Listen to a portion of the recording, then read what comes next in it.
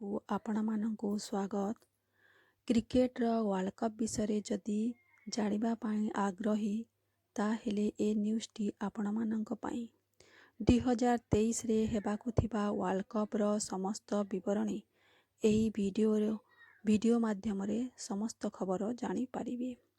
କେଉଁଠାରେ ହେବାକୁ ଯାଉଛି, କେଉଁ ଷ୍ଟାଡ଼ିୟମରେ ହେବ ଏବଂ ସେଠାକୁ ଯାଇ ଯଦି ଆପଣ ଦେଖିବାକୁ ଚାହୁଁଥାନ୍ତି ତାହେଲେ ସେଠାକାର ହୋଟେଲର ଗୋଟିଏ ରାତି ପାଇଁ କେତେ ଟଙ୍କା ଭଡ଼ା ଦେବାକୁ ପଡ଼ିବ, ସମସ୍ତ ବିବରଣୀ ଏହି ଭିଡ଼ିଓରେ ପାଇପାରିବେ। ସେଥିପାଇଁ ମୋ ଚ୍ୟାନେଲରେ ଯଦି ପ୍ରଥମ ଥର ଦେଖୁଥାନ୍ତି ତାହେଲେ ଲାଇକ୍, ସେୟାର ଓ ସବସ୍କ୍ରାଇବ୍ କରିଦିଅନ୍ତୁ।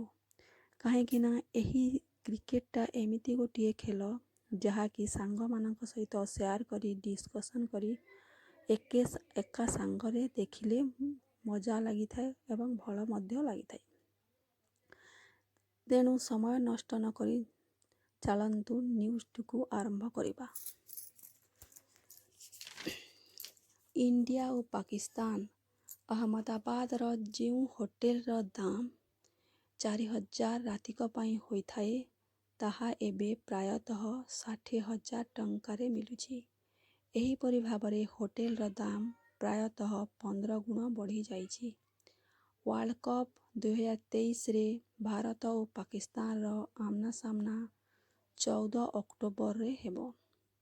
ଭାରତ ଓ ପାକିସ୍ତାନର ମଧ୍ୟରେ ମୁକାବିଲା ଅହମ୍ମଦାବାଦର ନରେନ୍ଦ୍ର ମୋଦି ଷ୍ଟାଡ଼ିୟମରେ ଖେଳାଯିବ।